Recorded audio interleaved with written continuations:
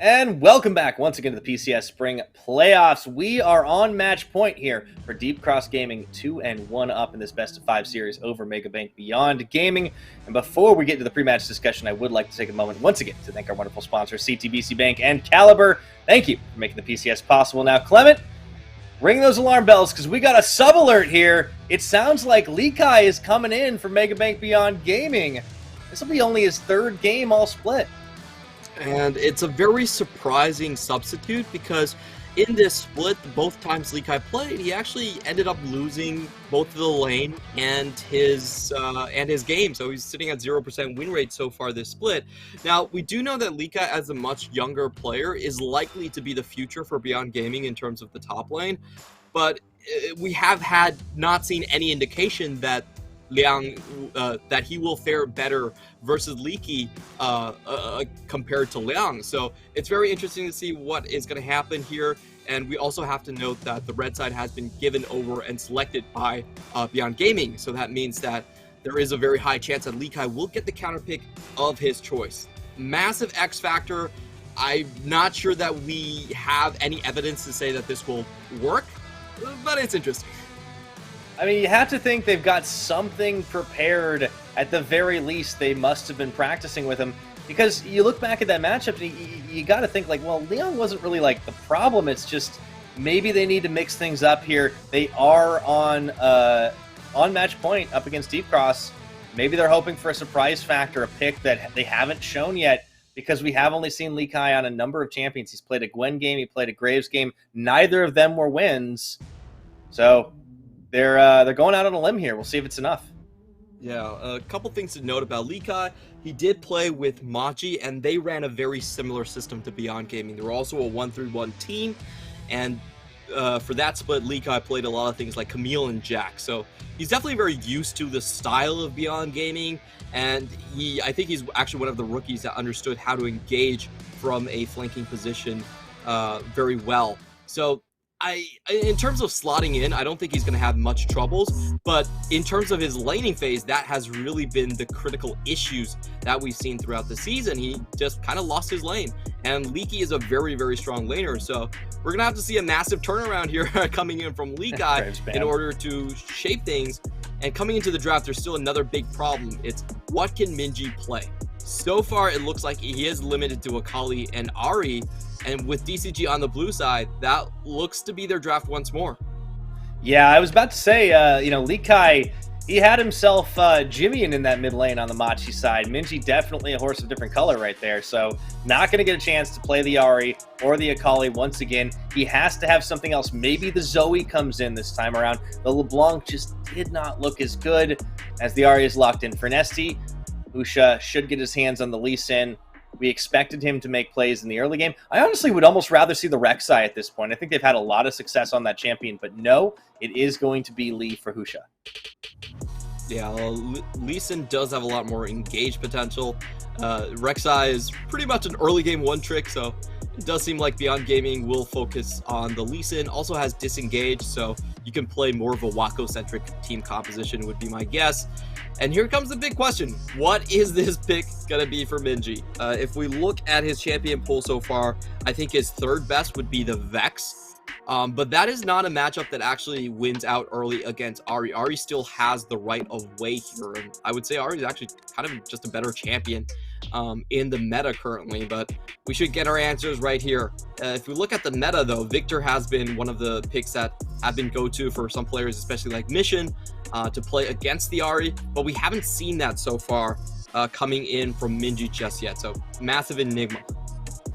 Okay, so far we're seeing a lot of similar picks in the draft. Deep Cross, very quick lock-ins as they handshake on the Aphelios up against Wako's Jinx. And of course, the Run Out of Glass comes in for Woody, who had a solid game, at least the back half of it in game number 2. Kino again on the Zillion, unless Minji for some reason pulls it out, but that would be quite the surprise. It does kind of feel like Beyond are just saying, all right, go next, go again. We're going to do the same thing here. And now LeBlanc even banned away, digging even deeper at Minji's champion pool.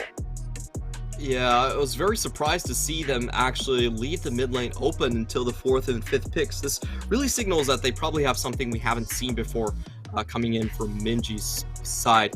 DCG, on the other hand, if it ain't broken, don't fix it. They're just going to go with a very usual fare, a strong mid lane, roaming potential. You have the bot lane hyper carry, and here comes the answer. Minji going to go for the Twisted Fate once more. I think he had good potential in terms of catching, but it does mean that Beyond Gaming are hyper reliant on Wako's damage. Yeah, and Wako has been a steady carry, but it does seem like it limits a lot of their versatility here. With a number of jungle bans, Jarvan's still up and available for Hana. That does give them some solid engage, and they will lock it in. Oh boy, we could have a proper Thunderdome in there if it's layered well enough with the hostile takeover. Last pickup for Leaky. We'll have to see what he's going to grab blind with the Gnar banned away by his own side.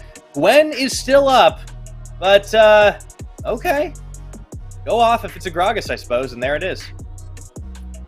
So we are just seeing a lot of zone control coming out from DCG. The last 3 picks, the Renata, Jarvan, and the Gragas, just means that there's going to be a lot of time for Kriskata to deal damage. And it does seem like DCG understand that if they pick a team fight composition, Beyond Gaming, they have to go all in on the early game. I think this is what we're going to see again from this time around. I would say Camille is probably Lee Kai's best champion overall, but the windows for Beyond Gaming to actually operate, I think, are actually somewhat narrow. If you look across the comp, I would still say that DCG have the better 5v5 composition overall, while Beyond Gaming are very much a pick-oriented comp. Absolutely. I think Beyond Gaming, they're going to try to play to some of those strengths of finding isolated targets to be able to take them down. The problem is it is risky, as are a lot of Beyond Gaming comps. For Deep Cross, it's definitely more in their wheelhouse. You could tell they were pretty comfortable with what they were picking. Not a lot of hesitation in the champion choices. And Deep Cross are playing with that confidence right now. They do have momentum building. After a loss in game 1, they thundered back with 2 more. If they can wipe this out in game number 4, it does set them up for a date with Destiny up against the side of PSG Talon, and that would be sending Beyond Gaming down into the lower brackets. Yeah, just taking a look across the board, there isn't even really a strong lane for Beyond Gaming to play through. Top lane is a lane that Camille will win eventually, but for the most of the early game, it will be an equalizing lane. And from what we've seen of the bottom side, it's not really a winning lane for the side of the Zilean either. So it's not all that apparent where this Twisted Fate can go early on. I think wherever he goes, they still need to outplay in order to secure the kills, even with the global pressure. Now, that has happened a number of times for Beyond Gaming, especially on that bottom side. We do not want to discount the advantages in the 2v2 just from nameplates alone that Wako and Kino have had. But Kino being on a more defensive and, I suppose, pokey champion, and the likes of the Zilean, has been a little bit different this series than what we could have expected. I do think if there is a lane that they could and should try to snowball, it's probably that bottom side. Yeah, we have seen Wako and Kino perform very well in the 2v2. Just taking a look across at the runes right here. Pretty standard fare. We do have Lee Kai going for more of a laning focus with the Grasp of the Undying against the Gragas here. We'll do a little bit more damage in that situation. And Beyond Gaming, they've always had a very steady early game. We typically see their level 1s making sure that they get the knowledge on the first camp here. But this is fairly interesting. They are going to drop it on the Raptors, and this time DCG came prepared. Fool me once, shame on you, but you're not going to fool me 3 times in a row. So this time they do have the correct response here, and they do hide where this Jarvan is. That they do. So things starting out. Well, Kriskata even dodges out the bombs as well. So Beyond trying a little bit of trickery, not going to be able to find a whole lot for their efforts, and the game is underway.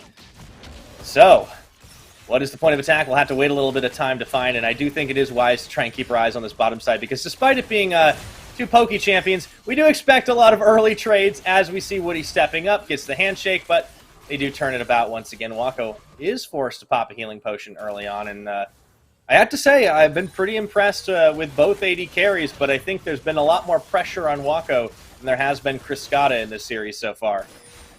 Yeah, DCG, they still have multiple points that they can carry through, so overall, Kriskata, you know, he's got some great plays, but he's not going to be the deciding factor most of the time. Likai getting some early trades in as well. Beautiful stuff from him. And I just wanted to talk a little bit more about the bot lane trading. The thing about Renata is that she has insanely long cooldowns that don't scale very well with leveling up. So once you see the E ability especially go off, they do need to back out. Unfortunately for Woody, he does get punished quite a bit by that earlier trade. And we are seeing the same thing from Likai here. So, no, I think they're making me eat my words here, as we do see the lanes go a lot better for Beyond Gaming than expected. Yeah, that is their strength as a team, though, right? I mean, laning phase and Beyond Gaming are kind of a bit of a synonymous thing. Just because they have strong individual players in all the roles. The exception this series seems to have been Minji, but you know, we could have seen that coming with the limitations that his champion pool certainly has. Maybe he will prove us wrong in this one now. Wako steps a little far forward here and eats a whole lot of poke. It's actually a great trade by the deep cross bot side. It's going to deny a bit of farm. Yeah, it felt like a misclick coming in from Wako here, and we do see the full wave lead from Kriskata, plus he was up 2 potions as well, and here comes the dive. Level 3, Hana. Looking for it. Hino already flashing, does get rooted, flag drag, and he is going to set up first blood there for the support. It's actually Woody's Ignite that tags him in the end. Now here comes the counterplay, teleport in. Husha finds them. They might actually have to burn a flash. Woody's actually waiting, does burn it. Everyone's out, but Likai follows through. Pack sweep is going to get flashed away, and now it's another turn. Here comes Nesty. Charms nails Wako, and they will be able to open up hostilities once again. Deep Cross with 2 kills, and they get out cleanly. And we have to remember, Beyond Gaming expended a TP for that one. I feel like that was way too ambitious coming in from the side of Likai. All of the enemies still had their flashes up, so there's really no chance to find the stun here. And this is a very classical 4-camp into a 3-3 versus 2-2 dive right here. Like Hana, you know, just skipping a camp to make sure he's in time for this big push. And we really don't see these type of TPs, defensive TPs, these days anymore. A very easy escape coming in from DCG, and they also have Nesty, who is on that Ahri, who can come into these fights beforehand. You know, Twisted Fate can't really follow up on the Ahri like this, so I just sense a lot of desperation from Beyond Gaming in this opening. Yeah.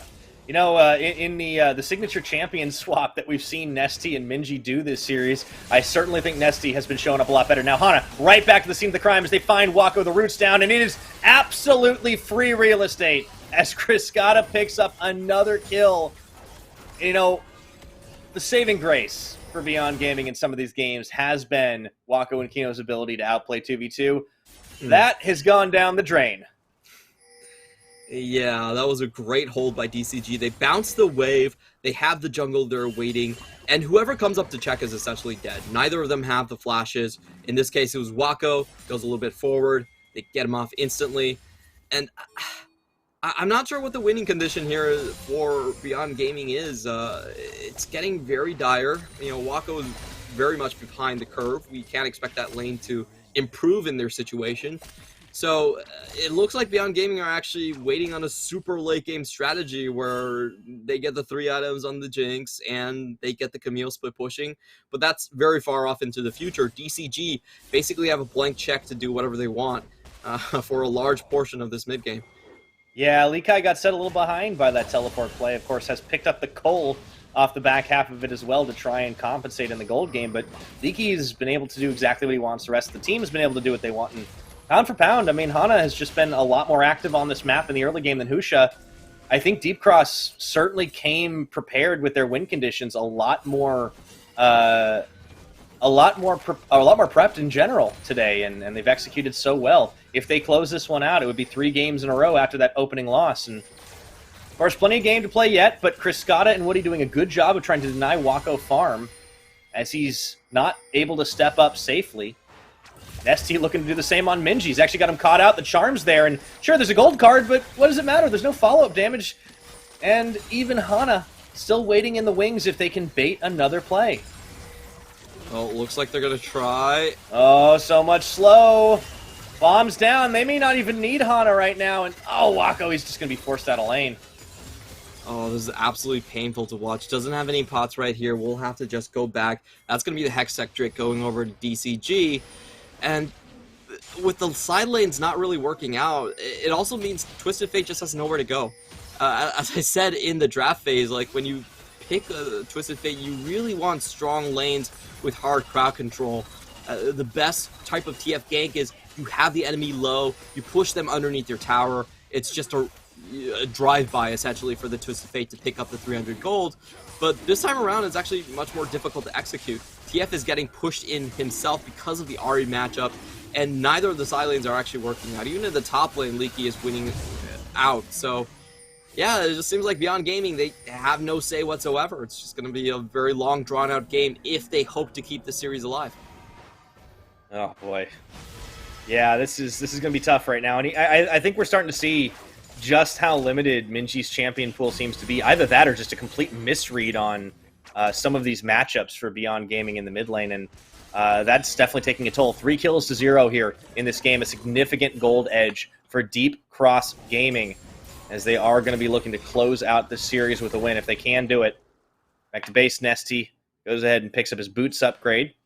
Gonna be having a jolly time on Summoner's Rift, making moves across the map. And one thing we hadn't actually pointed out, too, is, you know, comparatively, Nesty, instead of going for that teleport, he's actually running the cleanse, and he's still been able to make tracks across the map and outpace Minji. No, just staying safe himself and making sure that there is no potential for him to die in a gank. So he's able to shove this lane super aggressively all in the meantime. You know, great catch coming in, Pyro. I didn't even notice that. I thought he had Spellbook for a second. I'm like, wait a minute, no, that's Electrocute. Wait, you know? Yeah, and it shows the confidence that he has, that he can just focus on making sure he's a little bit ahead lane-wise. And yeah, I mean, Nesty, when he's allowed to roam, he makes magic. For sure, and he has a very clear destination here as well. He can go for the bot side if he wants to, but I feel like probably the just safer and the best play is to make sure that Minji just gets stuck in lane. Like, he can't go anywhere. Meanwhile, we do have the goal difference over time, very steadily in DCG's favor, and they will just take an uncontested Herald here. DCG don't have to roam any members. Kriskata gets caught down, but he's so far ahead, it doesn't even matter. The damage is not really enough. Usha will also come in late here. Usha would need to pull off a masterful dive, but he's completely spotted out by that pink ward. They can maybe zone them off tower. This maybe results in a plate at most, maybe 2. I mean, at this point, Deep Cross, they should be able to scare them off with this next minion wave. There is a roam from Minji completely spotted out. It's really great ward coverage here for Deep Cross Gaming, as they have been able to stop any attempts at Beyond Gaming counter-aggression. Would he maybe face checks? He has Hana at his back.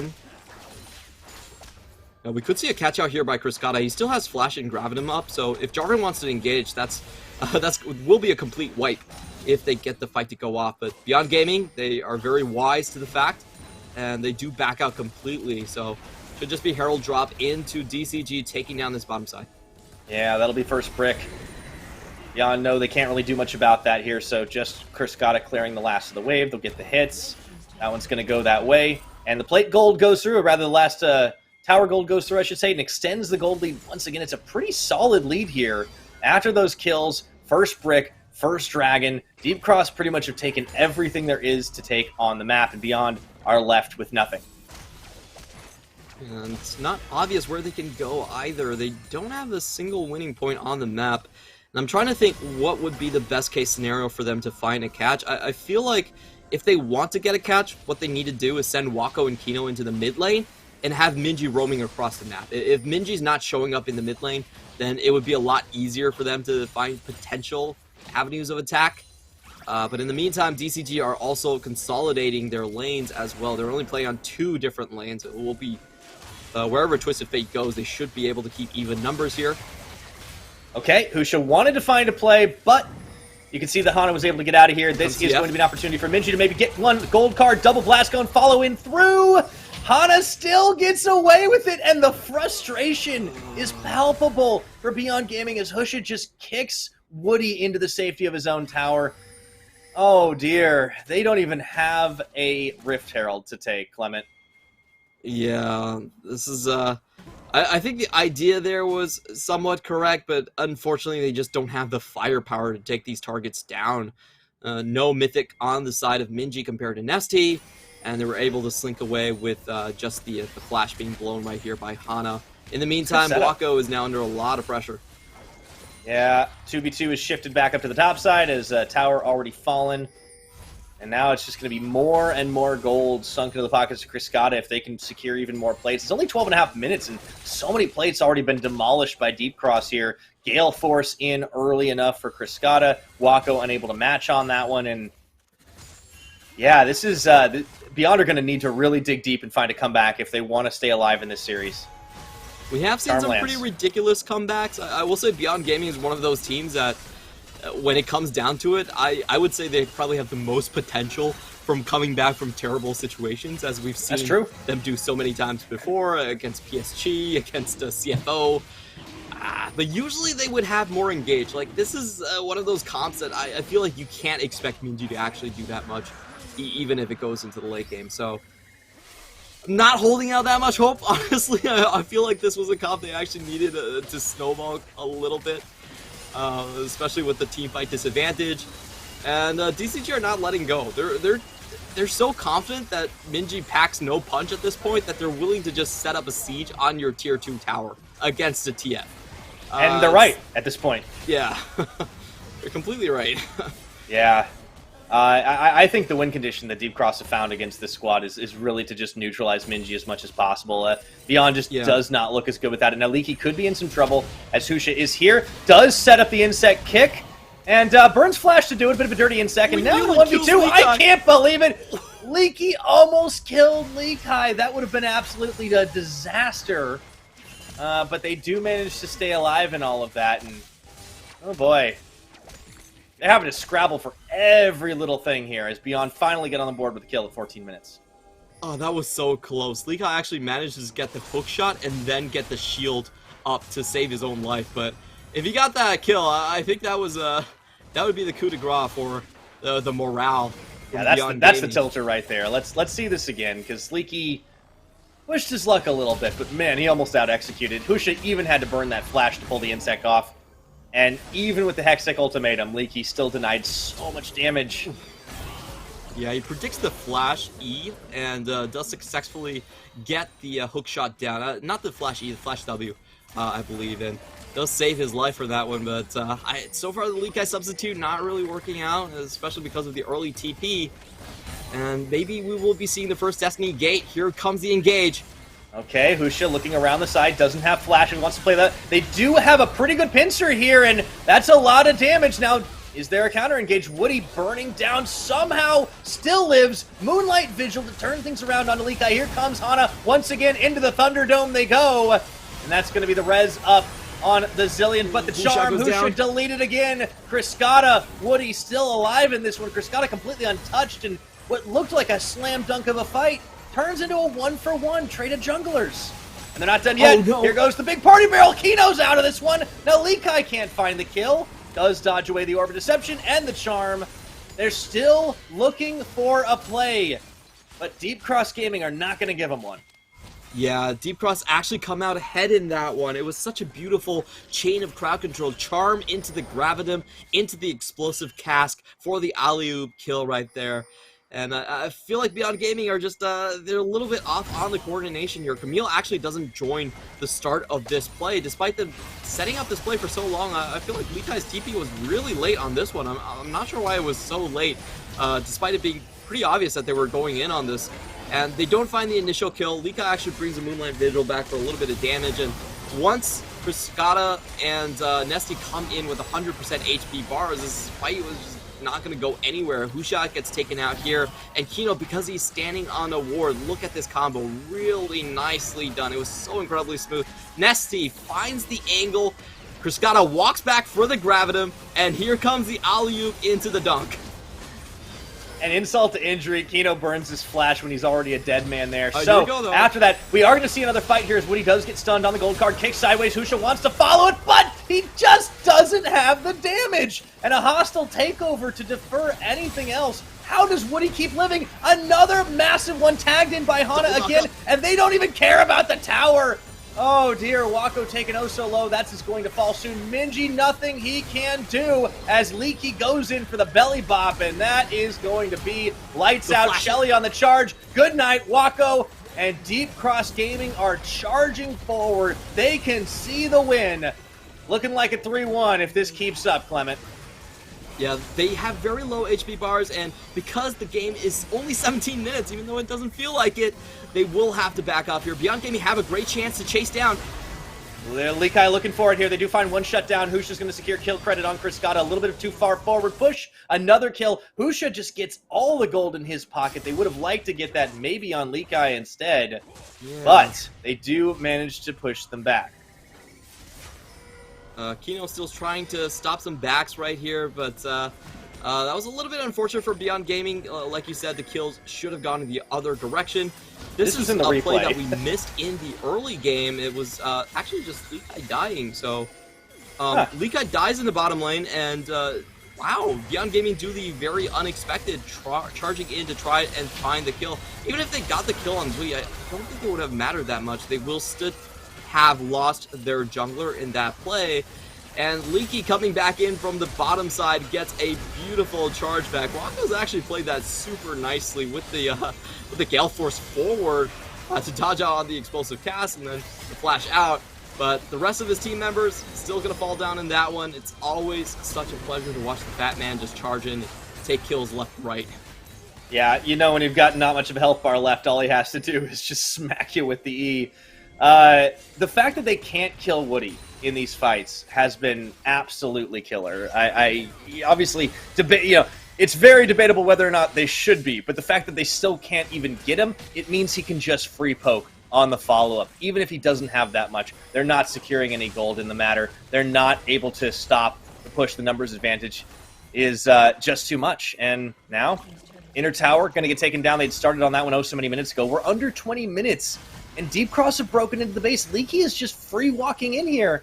And the 4-1 is something that Beyond are going to have a hard time stopping. Look at Likai. He's not even in the mix. He's trying to get the outer turret. And they're losing an inhibitor. They know they can't defend, so they're just committing to this one. But you have to say, even though it's good for Likai, it's very bad for the rest of the team. It pretty much means free Baron. And if the engage works, it could be GG. It doesn't, though. That's going to be the hostile takeover. Do they have enough time to buy here? Watch Husha as he tries to get the kickback. And here comes Likai on the back. Kriskata going to get stopped in the Hexagon in a minute, but he gets a bailout. And can he get the reset? Not quite enough. Husha still threatening behind the rest of the team. Beyond Gaming need to pull this pincer off right now. It's a delicate situation to try and handle this one, but Deep Cross, they're holding firm together, trying to keep this Phalanx from stopping Beyond Gaming from getting anything done here. Woody taking a little bit of damage on the front line. Benji flashing gold card into the queue. Likai, they find it. Wako opens up on the kill, gets excited, goes around the side, but Deep Cross are still finding an exit route right now. This is so long, so much time. Likai gets nailed by a big combo. Hook shot into Nesty, and he's going to go golden, but should fall sooner or later. Can he take anyone down with them? The answer is no. Deep Cross, though they may be losing members, they still have minions streaming into the base. Hana and Leaky, it's the slowest wipe I think I've ever seen in a game of League of Legends. Leaky's going to walk away from it, but Beyond Gaming do get some critical kills and some critical gold. That was the plan all along. Beyond Gaming, they lull DCG into a false sense of security. They think they're walking into a 5v4, and that's when the TP comes in. Beyond Gaming were down 8,000 gold, and they just won a 5v5. You can never count this team out. You can never count this team out. Let's see this again. The teleport comes oh so late. They lose inhibitor, but then it was a bait.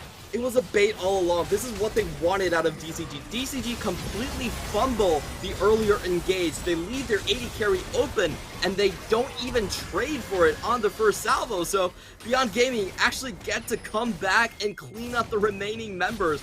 This is something that Beyond Gaming does better than anyone else. They kind of feel like cockroaches, where they just like hang around, they don't die, they never go extinct, and then they find their opening to just crawl back onto the scene and get those kills. That's this is so 5-head. I honestly, this is the only way that Beyond Gaming could have come back into this game, is to basically have like an open their doors, open their gates, and welcome DCG to walk in to close the trap.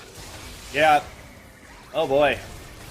That is massive right now. The question is, can they continue to turn this? Because meanwhile, in the live, Likai gets blown up by Kriskata, and Clement, is it even gonna matter? I think that's a very good question. Like, they have expended most of their summoners to chase down in the previous fight. So this time around, you look at the sums on DCG, they have the flashes on Kriskata, on Nesty as well. They're perfectly happy to just set up this siege here. And there's a long death timer on Likai. We should be seeing DCG going for the Drake next.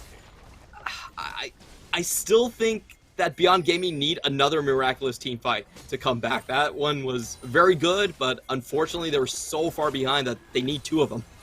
One is better than none, for sure, but at this point, let's see if Lightning can strike twice. Kriskata, Woody, Leaky holding the line here. Likai is back up. They do find Nesty, but he is over on the side. Ooh, the intercept on the Rocket. Hana tanking that up means Nesty is healthy enough to continue this push. Now they have some cooldowns to work with. Nesty goes over the wall, doesn't find the Charm of the Orb. Wako on the front line, it's desperation here, but Beyond are chasing them out. Likai tags back up to try and keep the waves cleared. They're holding for now, but oh, it's a tense moment. Beyond Gaming, their hopes and dreams here in the upper bracket are hanging by a thread. Absolutely, and Wako has done very well so far, but the Gravitum is coming down. That's the barrel. It's going to be Leaky on the explosive cast, just gets the knock away. Wako gonna have to walk back. Meanwhile, that is going to be enough for the tower. Here comes Minji on the side. They do take down Hana. Is it gonna be enough? As the burst damage is quite huge. The charm lands onto Likai. Follow through. Not nearly enough as Husha comes back down off stasis. It's a 4v5, but Deep Cross still making moves. The flash, the charm into Husha. He's able to safeguard back, but is it gonna be enough? No! Kriskata getting the final hit with a setup from Nesty that will open inhibitors, and it looks like this is going to be the game call. One inhibitor tower, one Nexus tower falling, looking for the second. It's focus fire here. Minji with the gold card around the side. Woody gonna get stopped, but there's no follow through. They might get turned here, but they have everything going for them as the inhibitor goes down. Maybe now. Here's going to be a big rocket. The ult comes through. Nesty goes into stasis once again. Likai leads the charge. Do they have another miracle in them, Clement? Is it going to be enough? Down goes Kriskata, but Leaky just too big. Woody flashing away the cleanups here, but look at the base. They don't have a whole lot of time. And Leaky's still going on this 1v2. He's not going down anytime soon. He's out. He's trying. He's quite big. They can't take him down. At the end, they're going to have to settle for the fact that they've managed to stop. An inhibitor does come back up. Usha manages to spawn in time, but man, this is an absolute heart attack of a game. 12-12 in kills here. Yeah, I think once again, DCG push a little bit too far, and they do get punished. Now they're still pushing. They are going to... It's kind of crazy, but Beyond Gaming actually have a chance to get the Dragon Soul here. They should be able to secure this one unless Hana can steal. Well, Hana's had some solid smites today. He will heap the wall and not going to be able to get it. Flag drags away, and ooh, Husha this time secures it. That was a dangerous and a risky move, but you know, Beyond Gaming are nothing if not risk takers. Yeah, honestly, that whole chain of events was basically Wako dancing away. He did have the rewind coming in from Kino, so he does have extra movement speed, is able to dodge out a lot of skill shots, and he just kept himself alive after so many attempts from DCG, slowly whittling them down, going back to base, coming back up again. And I'm honestly just so impressed that Beyond Gaming are able to keep alive in a game like this. They are still massively behind, especially with the Baron and 2 open inhibitors right now. Honestly, DCG, this should be the finishing touches. There's no more TP shenanigans that can be played here by... Oh, there still is a Destiny Gate. But if DCG just stick together and make sure this is a one-round affair, they should be able to take this one down. But here comes Beyond Gaming. That's the Destiny Gate popped right now. Go big or go home for Beyond. They want to make their stand right in front of the base, and not going to take the option here. Nesty going forward, looking for it. Husha sniffing, doesn't find anything. However, he goes in the back to safeguard, gets denied. Kriskata staying alive, and they ping Husha right into the rest of the team now. Nesty, that is going to be a pickup onto Nesty. That's massive, but will it be enough? Here comes Hana, looking for Wako, deletes him off the map. Kriskata's still here. This is a huge one, but Hana left out to dry by the rest of the team. Gonna get taken down. Finally, it's still a 3v3, but the AD carry on the Deep Cross side still up here. Likai, Kino, Minji gonna try to hold on. Inhibitor is gonna go down. Clement, it's just too close to call, but I think Beyond might have run out of steam. Will they be able to hold this one against Woody, minions. Cruscata, and Leaky? Minions streaming into the base. They need a hero right now. Leaky going in adaptive defenses are not enough. Cruscata, he finds it. He's got a bailout. They're going to take him down until the Minji left standing. And that is the ace. That's going to be the game. Deep Cross will be moving on in the playoffs. A beautiful game from Deep Cross Gaming. I feel like this was their most solid win in terms of the drafting phase. They were winning in the side lanes. They were keeping that Twisted Fate underneath tower the entire time. And over again, they are able to withstand the desperate comebacks, the counterattacks coming in from Beyond Gaming to move on to face PSG. This is the organization's first foray into the postseason. And boy, oh boy, did they come to play. We had a lot of questions about this squad because of how weak their second half of the split was.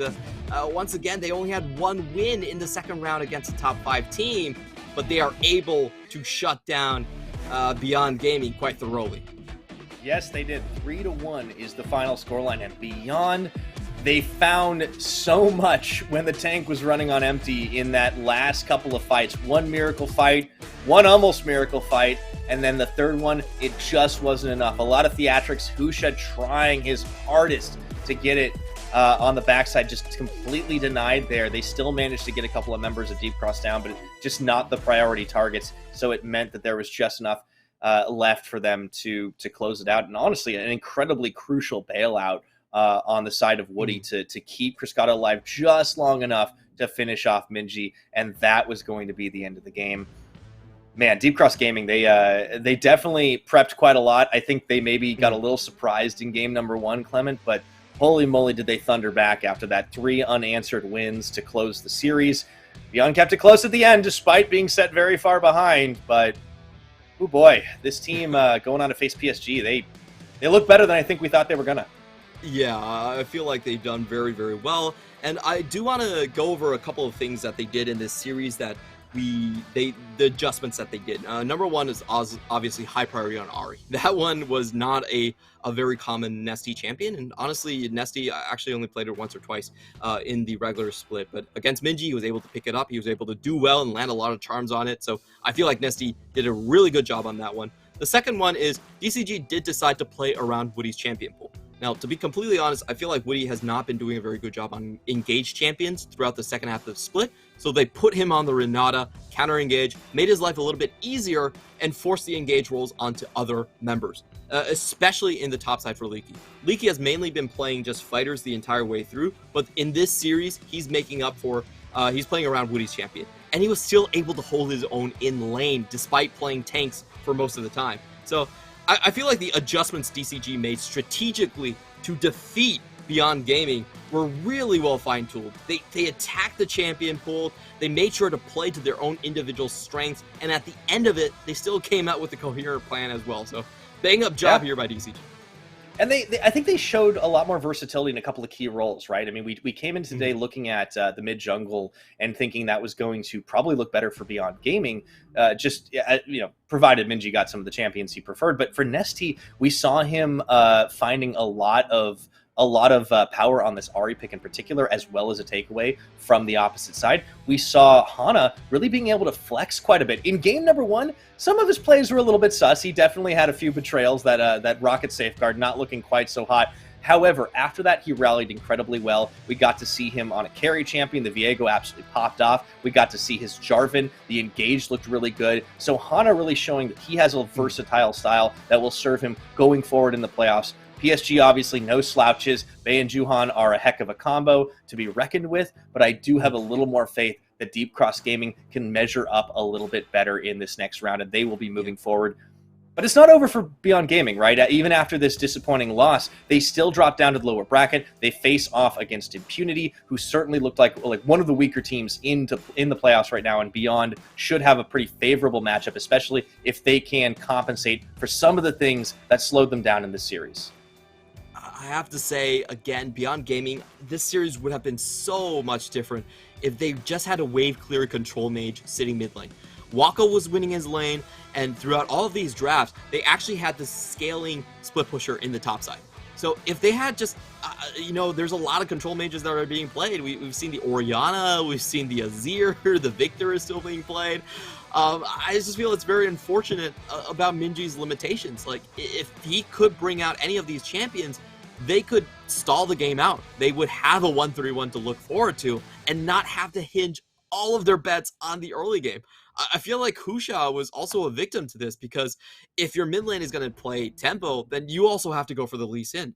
A lot of times, I feel like Husha's best champions in the past have actually been things like Diana and Lilia. But, credit where credit is due. Nesty, overall in this series, I think has been the most important fact, because they're able to double ban Minji and also just take away Ahri first pick. This is not a champion that he usually goes for, but in this specific matchup, him being able to play it to such a good mastery just means that they were consistently winning out in the middle portion of the map. I am more and more, every week I watch it, like, for all the goofiness and all of the misfires we occasionally see out of this mid laner, I am convinced that he can play every single champion. There is nothing that Nesty won't pick up. This is obviously a much more conventional and meta choice, but I think the biggest surprise of all for Nesty is to see him actually play something completely meta and do it really well. Did he pop off in all those games? No, but he did exactly what he needed to, and he nailed charm after charm after charm, setting up plays for his team, big roams around the map. He even didn't go for the teleport play. He just set up for the safe side, and he played it so well. I want to see more of this Nesty. This one looks great, and I'm so looking forward to that matchup against the side of PSG Talon. I am hearing we will be having an interview coming up, though, with them, and I'm excited to see how that's going to go. But before we do, we have a quick break. Don't go anywhere. We'll be right back. CTBC Bank is Taiwan's top financial institution, but we're not stopping there.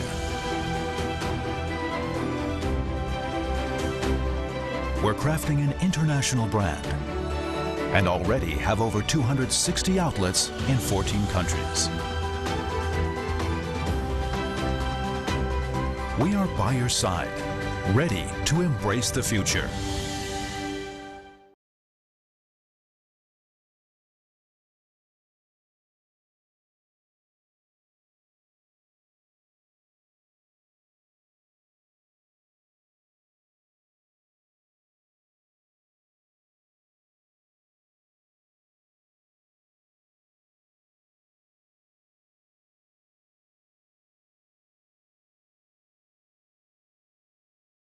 Our family.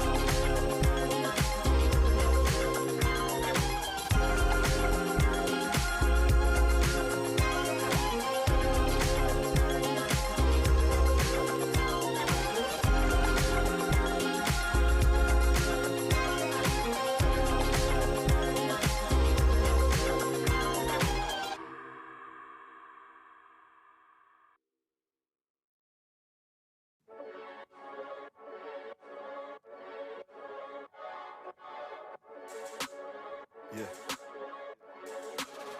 I'll avenge you.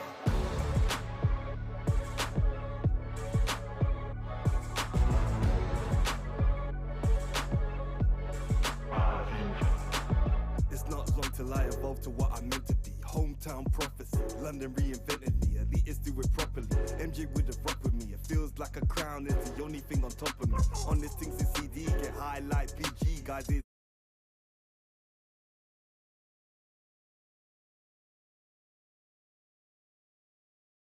like Ouija, stay smart like 3Ps, get fly like ET, live east like E3. I am the only trilogy, there be no repeat. I kill the beat, I slay the beat, I kill the beat, I'm an avenger. I kill the beat, I slay the beat, I kill the beat, I'm an avenger. I kill the beat.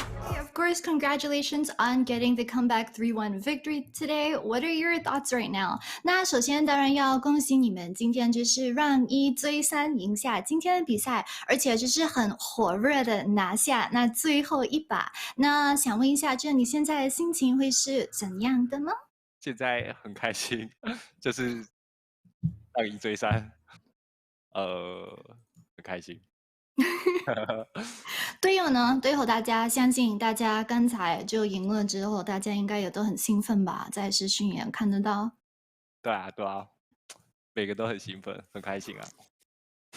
So of course, my thoughts right now are that I'm very happy, especially because we were able to, after winning that game number 1, get the comeback victory and winning 3 straight games in a row. Also, yeah, my teammates were also pretty happy after that victory.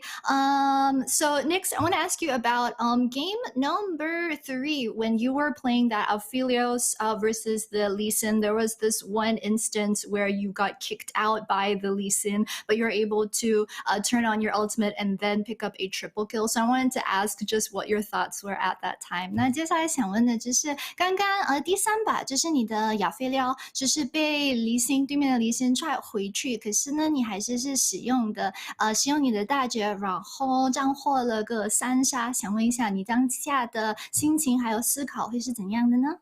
心情是很激动啊，然后思考是因为我那时候画面就是在他们3个人上面，所以我就想说给他踢，然后大招把他们3个杀了。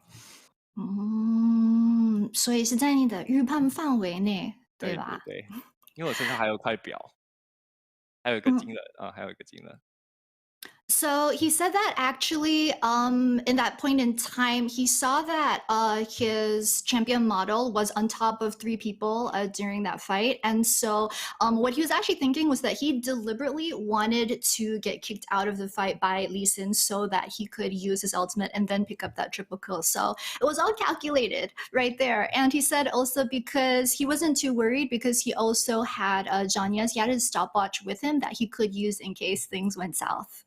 Great. So my next question is, I wanted to ask because your team during the regular season, you beat BYG both times in the double round robin. So how surprised were you when today in day 1 of playoffs, they came out of the gate in the BO5 so strong and just took that game 1 from you? Were you guys surprised at all? And how did you feel? 那接下来想问的就是例行赛的时候，你们已经是对上了 BYG 2场，而且那2场也都获胜了。想问就是今天呢第一把突然败给他们之后，你们是有没有受到什么样子的打击呢？没有什么打击，就是我们很快就调整好状态了。那是怎么样调整好的呢？就是那短短的休息内。我们从那个 BP 开始讨论，就是不能放那个阿里，那个狐狸。就这样。就这样。心态呢？心态没有变啊，心态没有变。So he said that mentally, actually, even after they lost to BYG, they weren't very worried at all. Like they didn't get any type of mental hit after that. The way that they turned things around before game number 2 was mostly in terms of BP. I think their coaching team just got together with the team and they were saying that for the next game, we just can't let out the Ari. And as long as we don't let them play Ari, we should be fine. And he said in terms of like any sort of mental pep talk that the coaching team may have given the team, he said they didn't have to because their heads were just still in the game the entire time around. So next, I want to ask then, what do you think went wrong in that game number 1? Because listening to the analyst desk and also just having some of our own thoughts, we are thinking maybe it's because the playoffs format of the best of 5 is different from regular season best of 1, or the analyst desk, they were saying that it could be because some points of the team fight, it looks like maybe you're not on the same page as the rest of the team. 那接下来就是想问水精灵选手，就是你个人认为那第一把你们的问题大概是出在哪里呢？就是听主播赛评还有分析台他们也是有提到，就是可能就是你的队友就是跟水精灵偶尔就有配合上搭配上的问题，然后也想问一下，可能是例行赛就是打BO5这个格式跟没有，季后赛打 BO5跟例行赛那时候打 BO1有点不同，想问一下，就你的想法会是怎样的呢？就是 BO1 就是有点吃运气吧，然后哦 BO5 就是比较难，比较难，比较难。比较长也比较对，难嗯，打，所以你们觉得就第一把你们问题是什么呢？就是可我觉得能是我觉得是沟通问题，就是我们中野跟下路没有在同一个频道。好. So he said that he thinks the difference between BO1 and BO5 is that, of course, BO5s are longer, they're harder to play, whereas BO1, there's some luck involved for sure when you play those BO1s. He said that today for game number 1, he thinks that their biggest problem was that their mid and jungle weren't on the same page as their bot lane for a couple of the times, and that's why they made a couple of mistakes. So I want to ask you also that we were watching your DCG Gaming House tour, and your manager mentioned that actually the player he has the highest hopes for in the PCS is you.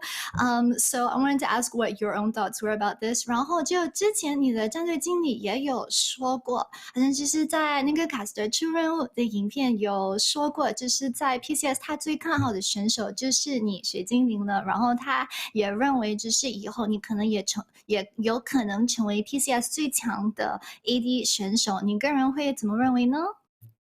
怎么就他认为？很看好你。哦，怎么认为的？我也觉得有机会吧，就需要继续进步。还差一点，还差一点。还差什么样的进展呢？差个观念吧，观念部分需要加强。So he said that he does agree. He thinks he does see the potential within himself to be the top 80 carry in PCS in the future, but he's not there yet. He thinks there is still, of course, some improvements that he has to make. One of them is the way that he thinks about the game, his knowledge about the game. And my last question I have to ask you, next week you're going to play up against PSG. You guys haven't won them yet. How do you think you're going to do? 最后一个问题就是下周你们就要对上 DCG， 然后对 DCG 来说，你们是要对上 PSG， 然后对你们来说，你们是未战胜过 PSG， 你认为下周会怎样呢？我觉得我们会全力以赴，就是不一定就是 PSG 赢。He said that he thinks that they're going to do their best, and he thinks that it's not for certain that PSG is going to win next week. All right, thank you so much, Cascada, for the interview, and of course, good luck for the rest of playoffs. 好的，那非常感谢水精灵接受今天的赛后采访，祝 DCG 下周加油。那接下来就是主播台喽。谢谢。All right, thank you very much, Ririchu. Insightful stuff, and Chris Scott at the end just said, you know what? Give us a chance. We'll we it's not written in stone just yet, and I think after the way they played this week, showing so much more range than I think a lot of people expected, there is certainly a possibility. I bet they have even more. What will Nesty play next, Clement? Yeah, it's going to be a really tough road ahead of them. I feel like PSG is actually a fairly easy team to read. They do play the same style, even though they changed the picks around. So if DCG can put them off balance, go with something incredibly crazy. I'm sure they probably have preferred something different from what they've showcased us here against Beyond Gaming. So I'm definitely looking forward to it. And even though they have lost, I feel like DCG and some of their top lane plays have been the closest to anyone has been to really just putting Hanabi in a corner.